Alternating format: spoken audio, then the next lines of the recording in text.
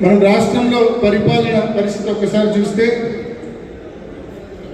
అమరావతి విషయమై ఇటీవల పార్లమెంటులో చట్టం చేసినారని చెప్పి పెద్ద ఎత్తున వీళ్ళందరూ వేడుకలు చేస్తూ ఉన్నారు. ఏపీ రీఆర్గనైజేషన్ యాక్ట్ అనేది 2013లో జరిగింది. దానికి చిన్న అమెండ్మెంట్ అంతే. సెక్షన్ 5(1)లో 10 సంవత్సరాల పాటు హైదరాబాద్ మనకు కామన్ క్యాపిటల్గా ఉంటుందని చెప్పారు. సెక్షన్ 5(2)లో 10 సంవత్సరాల తర్వాత ఆంధ్ర రాష్ట్రానికి ఇట్స్ ఓన్ క్యాపిటల్ ఉంటుంది అని చెప్పినారు. ఇది చట్టం 2013లో చెప్పింది. దీంట్లో ఇట్స్ ఓన్ క్యాపిటల్ అనే దాని పక్కన 2 అక్షరాలు రాపించినారు, అట్ అమరావతి అని. దానికి ఈ లోకేష్, చంద్రబాబు నాయుడు గారు ఎంత బిల్డప్ ఇస్తారంటే 2 అక్షరాలే, ఈ 2 అక్షరాలే అట్ అమరావతి అనే 2 అక్షరాలు ఆ చట్టంలో అమెండ్మెంట్ చేయించుకున్నారు. ఏపీ రీఆర్గనైజేషన్ యాక్ట్ 2013లో ఏదైతే పాస్ అయిందో అది మొన్న 2026లో దానికి చిన్న మార్పు, అట్ అమరావతి అనే 2 అక్షరాలు మాత్రమే యాడ్ చేసి ఆ చట్టానికి ఎంత బిల్డప్ 4-5 రోజులుగా ఇస్తున్నారో మనం చూస్తున్నాం. లోకేష్ ఏమో రాజ్యసభలో దండం పెట్టడము, చంద్రబాబు నాయుడు ఏమో కింద సాష్టాంగ నమస్కారం పెట్టడము, వీళ్ళ పబ్లిసిటీ చూసి నిజంగా ఎగుడు పుట్టే కార్యక్రమం జరుగుతూ ఉంది. ఎందుకంటున్నా అంటే కేవలము అట్ అమరావతి అనే 2 అక్షరాల కోసం మీరు ఇంత బిల్డప్ ఇస్తున్నారే, అదే ఏపీ రీఆర్గనైజేషన్ యాక్ట్లో అదే చట్టంలో 2013లో పాస్ అయిన చట్టంలో మరి ఎన్నో అంశాలు ఉన్నాయి. కడపలో ఉక్కు పరిశ్రమ పెట్టాలన్న అంశం ఉంది, అది అడిగినారా? లేదు. సెక్షన్ 94లో బ్యాక్వర్డ్ డిస్ట్రిక్ట్స్, రాష్ట్రంలో ఉన్న ఉత్తరాంధ్ర, రాయలసీమ జిల్లాలు బ్యాక్వర్డ్ డిస్ట్రిక్ట్స్ అభివృద్ధి చేయాలి అని ఉంది, అది అడిగినారా? లేదు. అదే పార్లమెంట్లో అప్పటి ప్రధానమంత్రి ప్రత్యేక హోదా ఆంధ్ర రాష్ట్రానికి 10 ఏళ్ల పాటు ఇస్తామన్నారు, అది అడిగినారా? లేదు.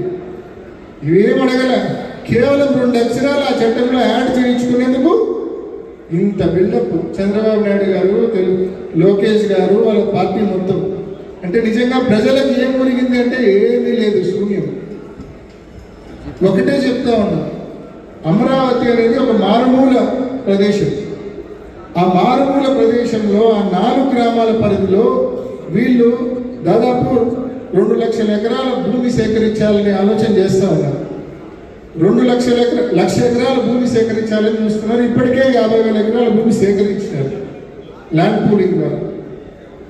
1,00,000 ఎకరాలు డెవలప్ చేయాలంటే 2 లక్షల కోట్ల రూపాయలు ఖర్చు అవుతుంది. అక్షరాల 2 లక్షల కోట్ల రూపాయలు ఖర్చు అవుతుంది 1,00,000 ఎకరాల భూమి డెవలప్ చేయాలంటే. మరి వాస్తవంగా సాధ్యమా? అంత డబ్బు మన దగ్గర ఎక్కడుంది? మొత్తం రాష్ట్రంలో ఉన్న ప్రజలందరి మీద, 175 నియోజకవర్గాల్లోని ప్రజలందరి మీద నువ్వు వేల కోట్లు, లక్షల కోట్లు అప్పులు చేసి ఆ 4 గ్రామాల పరిధిలో రోడ్లు, డ్రైనేజీలు, బిల్డింగ్లు, ఎలక్ట్రికల్ కనెక్షన్లు ఇస్తున్నావు. ఇది భావ్యమేనా? ఇది సబబేనా? ప్రతి ఒక్కరు ఆలోచించండి. మనందరి మీద రాష్ట్ర వ్యాప్తంగా 175 నియోజకవర్గాల్లోని ప్రజానీకం మీద వేల కోట్లు, లక్షల కోట్లు మనందరి నెత్తి మీద అప్పు చేసి ఈ ప్రభుత్వం ఆ 4 గ్రామాల పరిధిలో లక్షల కోట్ల రూపాయలు పెట్టుబడి పెడతా ఉంది. ఏం సాధిస్తాం దాంతో? జగన్మోహన్ రెడ్డి గారు మొన్న ఒక ప్రతిపాదన చెప్పారు. మచిలీపట్నము ఆల్రెడీ అక్కడ ఒక సీపోర్ట్ ఉంది, నిర్మాణంలో ఉంది, పూర్తి కావచ్చింది. అదేవిధంగా గన్నవరంలో ఒక పెద్ద ఇంటర్నేషనల్ ఎయిర్పోర్ట్ ఉంది, ఇప్పుడు ఇంకా అభివృద్ధి చెందుతూ ఉంది. విజయవాడ, గుంటూరు నగరాలు పూర్తిగా హైవేతో కనెక్ట్ అయినవి ఇవన్నీ కూడా. నేషనల్ హైవే ఉంది, ఒక పెద్ద ఇంటర్నేషనల్ ఎయిర్పోర్ట్ ఉంది, సీపోర్టు ఉంది. ఇదంతా ఒక క్లస్టర్గా ఫామ్ చేసి మావిగన్నని నామకరణం, మావిగన్ కాకుండా ఇంకే పేరైనా పెట్టుకోండి, మీ ఇష్టం, పేరు ఏదైనా పెట్టుకోండి. ఒక క్లస్టర్గా ఫామ్ చేసి మనం 2 లక్షల కోట్ల అవసరంలా 20,000 కోట్ల రూపాయలు పెడితే చాలు, మొత్తం కావాల్సిన ఇన్ఫ్రాస్ట్రక్చర్ అంతా మనం క్రియేట్ చేయొచ్చు.